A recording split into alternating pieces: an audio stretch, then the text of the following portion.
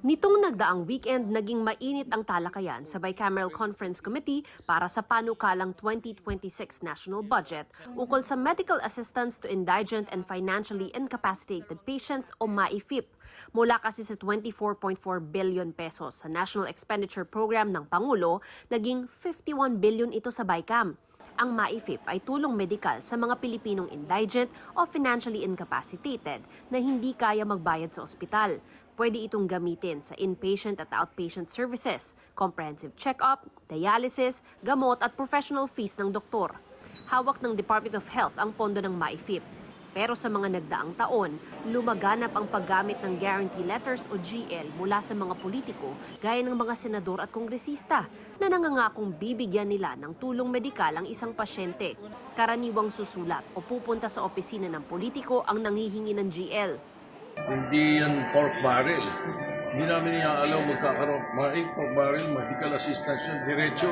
Hanggat maaaring alisin namin yung GL.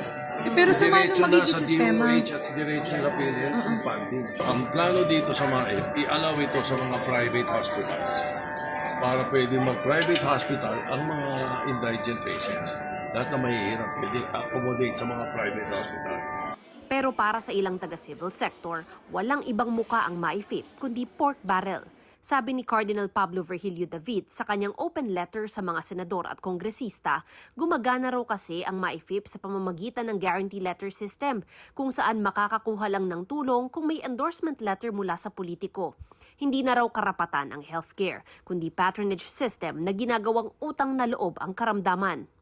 Ang health advocate na si Dr. Tony Liachon, pinag-iisipan ng ireklamo ang MAIFIP sa Korte Suprema sakaling palusutin ito ng Kongreso. Niloloko nila tayo eh. Sinasabi nila hindi pa daw kompletong healthcare system, kailangan daw may MAIFIP. Eh di tama na ngayon. Pagka naibigay lahat yung bayad sa PhilHealth, systematic na yan. Sa ospital na lang tayo magkakaintindihan. Para yung mga pasyente natin hindi nagkakalat just to get the guarantee letters. Namamalimos tayo, nangungutang tayo, nagmamakaawa tayo. Hindi dapat ganyan. Meron tayong anti-patronage special provision doon na bawal ang politiko sa distribution, bawal ang politiko sa mga implementation. In fact, i-amend pa namin yung anti-political patronage special provision, pati kamag-anak bawal. Bawal sila maglagay ng mga tarpaulin. So meron kaming mga safeguards na hindi pwede i-politicize yun. Matapos ang matinding debate sa MAIFIP, nilinaw ng DOH na bawal na talaga ang mga guarantee letter.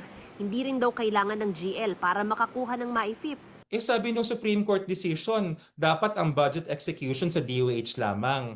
Kaya aming ang sinasabi, kinokorek namin, dapat hindi na siya GL. Dapat ituro na lamang ang pasyente papunta sa DOH hospital. Pag pumunta ho kayo dun sa malalaking level 3 hospitals ng mga local government unit, ay hindi nyo na kailangan magpakita ng proof na indigent. Hindi nyo rin kailangan magmakaawa sa kahit sinong politiko o kahit sa DOH. Basta nandun ho kayo sa LGU Level 3 Hospital, ward accommodation, bayad na ang bill mo.